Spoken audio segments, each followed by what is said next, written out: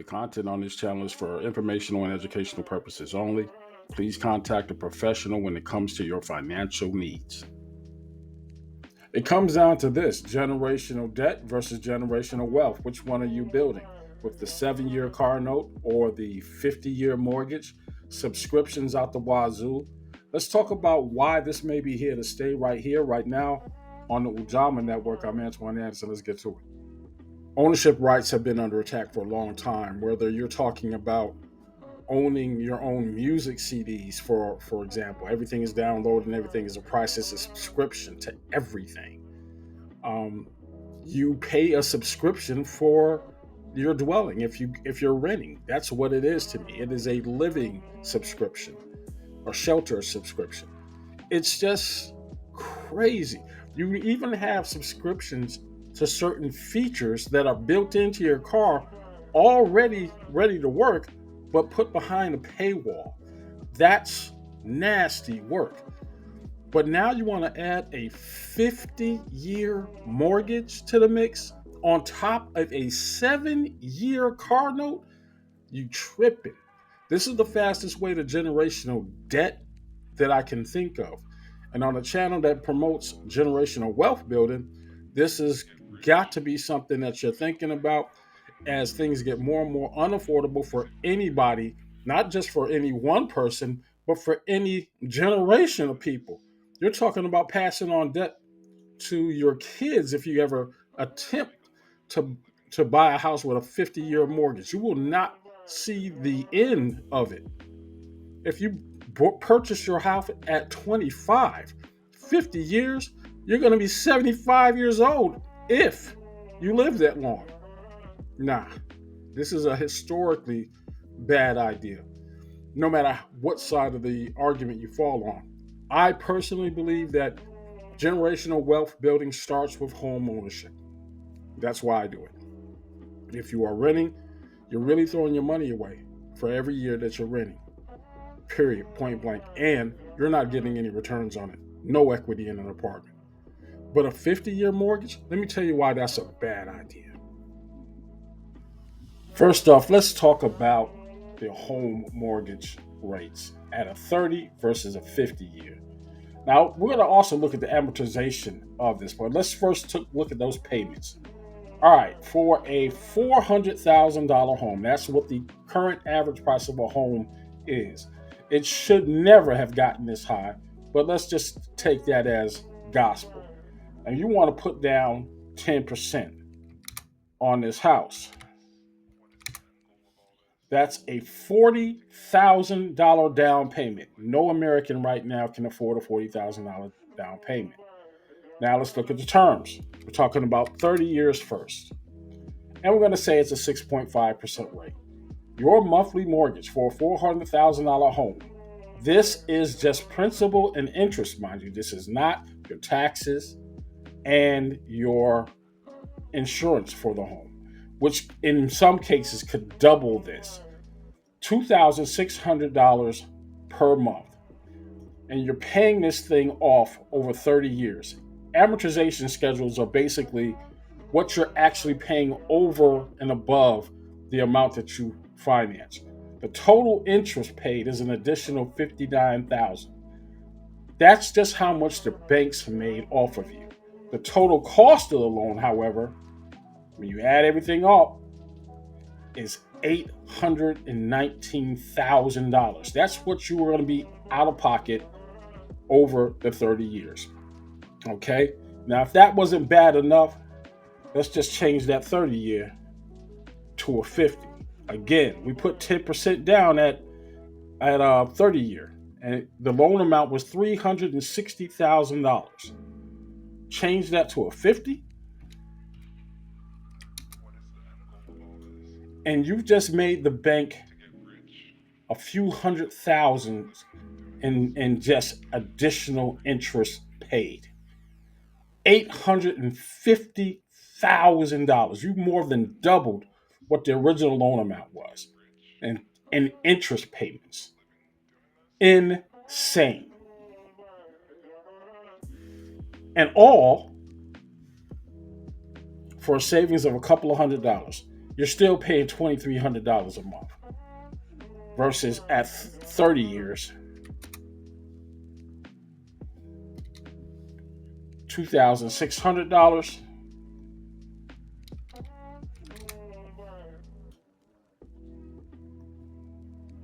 $2,300, 50, 30, $2,600, 50, $2,300. Does it make any sense? Probably not. Let's move over to the unaffordable vehicle. Average price in America for a vehicle now hits around 50K. We're going to say $45,000 average vehicle price right now. You can forget about seeing a 5% interest rate on any vehicle, new or used, no matter how good your credit are. They're looking at 7 or 8% for top notch credit. 84 months, that's 7 years. Your payment is still $639 per month. Insane. And that's with a $4,000 down payment, no trade in value. We're not doing anything like that. As opposed to a traditional 48, which is about 4 years, $1,000 payment. So again, you're not saving a whole bunch of money. It's $400 a month. Well, it's a considerable amount of money. But by the time you pay for that car, it's ready for the junk heap. 7 years for just about $500 savings per month. I'm not sure about you. It just doesn't make any sense. And with vehicle prices for Yukon Denali's or anything like that now tipping 100K, this is why you can't afford that car. A 60-month, which is a 5-year, which is already over that, you're paying rent. You might as well be living in that vehicle. 48, 4-year note, you're just not going to win. This is what I mean by a subscription lifestyle. $2,000 a month. Can you afford $2,000 a month? Then you can't afford a Denali, or Lucid Air. Let's look at that Tesla price. That's around 43K. Can you afford almost $1,000 a month if your credit was top notch, or if you can take advantage of some of their deals? No, you can't. Even at that extreme 7-year amount, 84 months, $600 a month for a car with a $4,000 down payment? I think not. Go back and read Johnny Tremaine in your 10th grade English class and talk about indentured servitude. You're sitting up here for 50 years for a house, 7 years for an automobile. Even if you started at 22, you'll be well into your SSI before you own your house, if you still have your faculties. It's just not a doable thing. It's just not. Now, in addition to that, we're paying for everything. We never had subscription services to internet back in Gen X days. We were the first ones with dial-up internet, and that came 10, 12 years after I was born, where you could dial up the internet, and it wasn't anything like it is now. But services within services, not only are you paying for your internet access, you're paying to some of your streaming services, your music sites, everything. It's a bill within the bill. If you're paying it, there's a rise in piracy now because of the inaffordability of just life right now. So no, I don't think this is a way to build generational wealth, and it speaks to me to the war on ownership, where you're just an indentured servant for the rest of your life. And these companies have figured that out very early. Think about the coming revolution in the automotive world. We're talking about autonomous driving cars that drive themselves, and you're going to be ordering them with an app. You're paying per ride. That's a subscription service per mile. And you're not owning the vehicle. You're not able to just get up and go. I want to see what it's like to, hey, hail a robo taxi and you want to drive to see your family for Thanksgiving from the south back up to the east. What kind of a ride is that going to be? How much is that going to cost you? How long are you going to be able to do that? It's one of those things you need to ask the questions of, because a lot of the technology is not there yet, obviously, but it's setting the framework for an ownerless society where everybody is just transient.